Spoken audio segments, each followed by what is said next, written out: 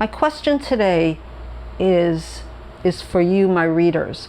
Do readers have more vivid nightmares than non-readers? This reader does. It's a wrap-up.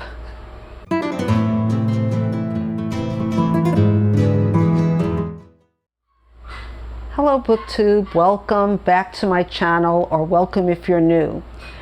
I was talking about nightmares and how it relates to readers.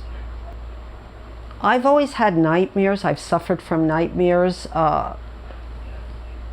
different times of my life, but lately it got so bad after my trip that I was getting, or I'm having nightmares nightly. And I'm not going to bore you with the nightmares. Some of them, like last night, I was on the Congo, and I had to climb a fence, and I had to speak to my doctor a couple of days ago because it was getting that bad that I was waking up with my heart like beating out of my chest. I don't even read really scary books. And my doctor told me that I was having anxiety dreams. Now, the reason that I was surprised is because when I went on a trip, I had a lot of challenges. And I never had a nightmare during the whole time I was away. And yet, when I'm back and my life is pretty calm, that's where the nightmares started. But anyway, it made me wonder and ask a question to people who are listening to this, and most of you are readers, I assume, so do you have more nightmares than maybe your friends do? Just answer in the comments, and just leave me a comment if you will. I'd appreciate it. And just let me know if you're, more than vivid dreams. I asked my daughter, my eldest daughter, and she said that she didn't really have nightmares, but her dreams were very weird and vivid. And I think that's more natural. But I'm talking really scary nightmares. I mean, really scary. And like I said, I don't think anybody wants to hear about anybody's dreams, so I'm not going to talk about it now. This is a wrap-up. And like I'm talking about, the last 2 months have been quite different for me in the terms of reading because I was away. I did not read while I was away. On the plane, I thought I was going to read a book, but I ended up listening to music, which is kind of usual for me. It seems to calm me, and not that I listen to calm music, but it seems to make the time go by faster than just having to concentrate on a book. But anyway, so I didn't read for almost 2 months, you can say. But I've been making up for it. So this is April and May wrap up. And I'm going to start, with make it lows and highs. And most of the books that I've been reading have been more on the high end, especially the book I'll talk about last, which I'm not going to review because I'm still doing a buddy read, but I have finished it. So let's start with the one real low. And I read it on Kindle. I showed it in the thumbnail, but it's Still Life with Breadcrumbs by Anna Quindlen. I'll just talk about that in a minute, but first say that I DNF'd another book by Anna Quindlen, One True Thing. I'm beginning to think that Anna Quindlen her fiction might not be for me, though her books about books was a wonderful essay that was one of my favorite books of last year. However, someone said one of her books, Black and Blue, was a very good novel, and I'm still going to keep Anna Quindlen because she's such a good writer. Okay, so why didn't I like Still Life with Breadcrumbs? It has mixed reviews. I think it has really evenly, or more to the I like it than I don't like it. But let me tell you a little bit about it. Okay, so Still Life with Breadcrumbs is about a photographer. And I don't even know if I have her name. Doesn't really matter. But so she's divorced and she's 60 years old. And she's from New York, from the city. And she photographs still life photographs. However, she's going through a money situation where her mother is senile. Her husband had been cheating on her and they're divorced. She can't afford the very expensive Central Park kind of apartment in New York and still keep her mother in the home, in the retirement home that's very pricey. So and she doesn't want to really give up her apartment either in New York, which I don't blame her. So she decides, and this is where it becomes a little unbelievable to me. She decides to rent a rural, broken down cottage in upstate New York, which I'm assuming it's upstate New York because she's able to go back and forth and visit her mother. And she's trying to save money so she could, and it's a big part of the book is how poor she is. And believe me, she's not poor. She has many more options than many women who are 60 years old. Yet, when I read the reviews, a lot of people said, oh, I can really understand that. And, taking care of your parents at the same time, trying to, because her photography is not as popular as it once was. So she's sort of living off of what she did in the past. And the writing is not bad. She's not, like I said, Anna Quindlen is not a bad writer. The story is, in my mind, cheesy. Even though it's well written in parts, it's so predictable. I could have told you what happens. So in the rural upstate New York, there's a romance that happens with her and a roofer. There's some people there that are all quirky and fun, and she kind of ekes out a new sort of life, and there's a sort of mystery in it that I won't get into that really wasn't much of a mystery. But what I didn't like about it, there's a lot of things, was that everybody in New York were the evil people, and everyone in the quirky town were just, pleasant, funny. They really made friends with her, and it just was not realistic. But I think and everything just ties up perfectly, and at the end, it wasn't realistic, and at the same time, it was very, I guess for a romance reader, it would be satisfying. But I don't think she's a romance writer. Those little tying up in happy packages just didn't ring true for me for this particular author. And also I was annoyed that, she keeps on talking about saving pennies, and, she gives her son money. And the son is a kind of nice character. He's one of the nicer characters in the book. But I felt that if anybody knows what real poverty is and can't afford to put their mother in a fancy home and have to deal with, and I had to do that as an only child, and I think she was the main character is an only child too. Someone mentioned in my last video that we have a lot of unhappy dogs here, and I think that what it is, it's feeding time, and unfortunately the dogs in my neighborhood have to let their owners know it's feeding time. So, there's a lot of cruelty that goes on due to ignorance about dogs here. So it seems that every time I'm doing, it's about 5 o'clock at night, and I guess they're crying for their dinner. So that's why the unhappy yelping dogs are. Just wanted to say that. Okay, so I think I talked enough about the low.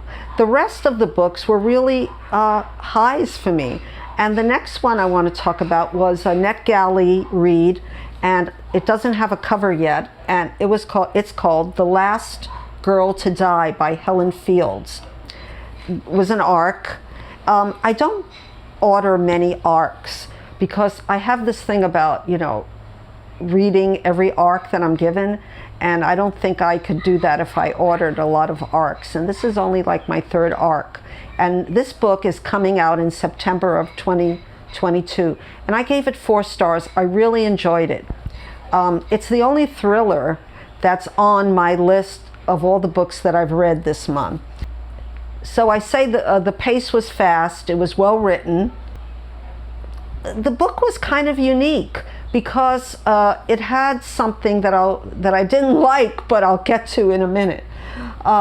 The prose was very poetic. It was very well written. I think the author was, I think I read that Helen Fields was a poet, and I could see that in her book. And it was mainly in a good way, I said. I like the protagonist, and that's very important to me. It's not important to a lot of people, but for some reason, if I don't like the protagonist or anybody in the book, it can't be a successful book for me. So the story was propulsive. It's about a Canadian girl who goes to the Isle of Mull, which was interesting to me because I've been to the Isle of Mull. And she goes there to solve a murder. So this is when I got turned off. The island becomes the narrator. I know, shades of Island of Missing Trees. I really didn't like the island becoming a narrator. I really thought it didn't work for me. But, however, it was a very interesting book. It had a lot of feminist ideas about it, which I appreciated. I said that when the Isle became a narrator, it happened so suddenly that it kind of like threw me off of the whole book. Yeah, so the narrator was sort of, she put the narrator in my view, to tell the parts of the story that we're not getting. And I didn't like that either, because it's sort of like making the reader less intelligent, that they couldn't figure it out. So we had, the narrator, the Island of Mull, is telling you this happened, and even at the ending, it narrates the ending. Yeah, I said that the author was trying to tell too much in the story. And the powerful theme becomes overpowered of female empowerment, and violence against women became overpowered by the need to tell us every single thing that happened. The ending was, well, I'm not going to talk about it, except that I stopped reading the last few pages for about a few days because it just upset me. Not because it was bad reading, but just the way it ended with the island. So I said the plot is meandering and unsatisfying at the end, but you might feel different. I know my friend Jim at Books and Reading and Stuff, he gave it 5 stars, and he's the one who persuaded me to ask NetGalley for this book. And I'm really glad I read it, because it told me a lot about the Island of Mull, its history, and a lot of things about like witchcraft and things I never would have known. Okay, so that was a 4-star read, so that's good. The next book I talked about in another video, but I don't think I gave it its full due. And Lil from Lil's Vintage World asked me recently, how did I like the ending? Okay, so what is Patience about? Patience is about the anonymous girl, Patience. And I looked up how to pronounce the word anonymous. Not anonymous, eponymous. This is why I have to look up words. Okay. So Patience, and I talked about this before, but I read this quite a while ago. So I just want to look over my notes really fast to tell you what it's supposed to be about, and then what I think it's about. So it is a satire of love, sex, marriage, and religion. That's a lot. And I think that the author, John Coates, he did it wonderfully. He did it wonderfully. This was written in 55. And that he can put so much sex in the book without making it, as they called it then, lewd, was very, very smart of him, as the story itself. So what is it about? Okay, so Patience. It was, when it came to America, it was subtitled The Story of a Proper Girl Improperly in Love. But really, was she improperly in love? That's the story. So, 28-year-old Patience Gathorne Galley, 3 small daughters, and might be pregnant with the 4th. So in the first chapter, her brother, a devout Catholic, is telling her that he saw her husband being unfaithful to her. So he comes to tea to tell her that, and she's very surprised because she's not upset. She's happy with her St. John's Wood life. She's more curious why anyone, mystified by the thought of another woman wanting to go to bed with Edward out of choice. So we know right away that Patience is going to bed with Edward and having so many children out of duty. And in the beginning, her brother is sort of telling her that maybe she's not attentive to him, and he's putting it very, delicately, but she thinks she's pregnant, so, she's trying to tell him, no, that's not the reason. Yeah, so there's a lot of funny things here. And, as a satire, a lot of things are overblown, but there's a lot of truth to this novel, truth about what makes a relationship. So I'm not going to spoil it for you. So I will tell Lil that I really did not like the ending too much.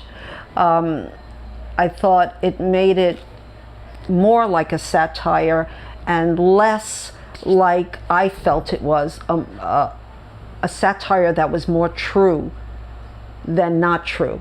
So what is a satire? I said before, it's, over-exaggerated, overblown to make a point. And I think that the ending sort of was too pat and sort of took out the truth that the author was trying to say. And there was a lot of truth in this book about what makes a good relationship. And I love her sister in this book. I love, she does meet a lover named Philip. I love him. Yeah, so I love this book. And this is my Persephone copy that I got secondhand. It's a little bit out of the jacket, but it's really in wonderful condition. So I'm keeping this book, and I really recommend that you read it because it really made me laugh in a lot of places and think in a lot of places about what makes a good relationship. And Patience learns, she grows through the story, and she learns that it's not only being comfortable in a marriage and loving your children, but it's also having a good sexual relationship. It's also laughing with your partner and gossiping with your partner and all the things that make you feel good with a person. And her sister tells her this, and I really enjoyed that. I really thought, not to mention that it really pokes fun at the Catholic Church in what is a sin and what isn't, So I won't spoil it for you, but so that's Patience by John Coates. I really enjoyed it. Because of the ending, I didn't give it a 5-star. I gave it 4.5, or in Goodreads, 4-star. The other book I read will be, I took a picture of it and I'll have it somewhere so you can see it. It's Small Things Like These by Claire Keegan, which is more of a novella. And so what is it about? It's a 1985 in a small Irish town, and this is it's sort of a Christmassy book, and it's sort of a fable in a way. During the weeks leading up to Christmas, Bill Furlong, a coal merchant and family man, faces his busiest season. Early one morning, when delivering an order to the local convent, he makes a discovery which forces him to confront both his past and the complicit silences of a town controlled by the church. So I say this is like a fable because, again, there's good and then there's evil. There's not that much subtlety in the book, so it kept me from giving it 5 stars. But a lot of people love this book. It's a darling on BookTube. What I liked was a quote from NPR that says, "Small Things Like These" by Claire Keegan is a take on Dickens, a boy born by an unwed teen builds a life as a coal merchant, husband and father to 5 daughters, and faces crises of faith and consciousness. So it's a very small book. The ending was maybe unbelievable, but I think it makes people feel good, which most fables, either teach you something or make you feel good. And this was a sort of feel-good book. I mean, there's evil people, that's the convent. And then there's, the people in the town that know what's going on in the convent, but they're not saying anything. So they're complicit. And then there's this man who has a past that he, uncovers. What I wanted to say too was I love Irish storytellers because they tell a story that makes me want to finish the whole book. When I say that this is also about Catholic life, just as much as Patience is, and though it takes place 30 years hence. And I read that the author took this, built this novel from the convent laundries that used to exist until the 80s, in fact, all over Ireland, where unwed mothers would go there and give away their babies or have them taken from them and be used as slaves, sort of. So that part was interesting, and I want to read more about the real life story behind that. I gave that 4.5 stars too. Another book that's a fable is Two Old Women by Velma Wallis. I really enjoyed this book. It's based on an Athabascan Indian legend passed along for many generations from mothers to daughters. It's a suspenseful, shocking tale about, but ultimately inspirational, it says, about 2 old women who are abandoned by their tribe because of a famine. And instead of, perishing, they decide to live. And I found it a very inspiring book. I also found the author very inspiring, Velma Wallis. She's one of a family of 13 children, all born in the vast fur-trapping county of Fort Yukon, Alaska, and raised with traditional Athabascan values. And I was reading that the First Nation is called the Vantut Vichin First Nation. Its main population center is Old Crow. And it's the language that's spoken maybe by the First Nation Athabascan tribe is maybe Watskwichin, it says here in Wikipedia. And I didn't know much about this, but the author went to, actually, after getting her GED, she went to a cabin that her family owned and lived there, learning trying to live by the old ways to survive, which I think is a wonderful thing. And also her mother came to live with her for a year and teach her more of how to survive the way her ancestors did, their ancestors did. So yeah, I loved how, being an older woman myself, one woman was 73, she was the youngster, and the other one was 80, but yet they survived. It was very moving to read about, though I didn't know a lot about the different, how to, hunt for animals, or, how to walk on ice and, live. Especially what really touched me was how they slept by digging a hole in the ice and wrapping themselves up in blankets, and that would make it really warm. And that sounds cold to me, but it's really well written. It's a novella, so it has a fable to it. There's a happy ending, maybe, not altogether believable, but yet very heartwarming. And the last, so I gave this 4.5 stars. The last book I just finished, and this is, I'm filming this on the 30th of the month, the last day of the month. And I read this, but I'm not going to talk about it, just to tell you that it was sitting on my shelf. It's called Howard's End by E.M. Forster. It's the first E.M. Forster book that I've ever read, though I've seen a lot of adaptations of his books made into movies, including Howard's End, though I didn't remember anything except the scenery. And I talked about this in one of my hauls. And I'll just say I'm reading it with two wonderful women, Berna of Berna's Bookish Adventures and Jack of Spread Book Joy. And we're just getting into it so deeply that this might be the favorite book of this year. That's how much I'm loving it. And I won't talk about it now except to say it's about Howard's End, the place, or is it? Yeah, there's also, I'm going to have down below 3 other books that I thought were going to be my 3 favorite books. Down below, it's going to be 3 books that blew me away. So look at that one. And please answer me in the comments and tell me, do you have nightmares? And if so, what kind of books do you read? And do you think that those books are contributing to having nightmares? And please subscribe to my channel, like and comment and press the notification bell, and I'll see you in a new video. And I'm really looking forward to Jane Austen July.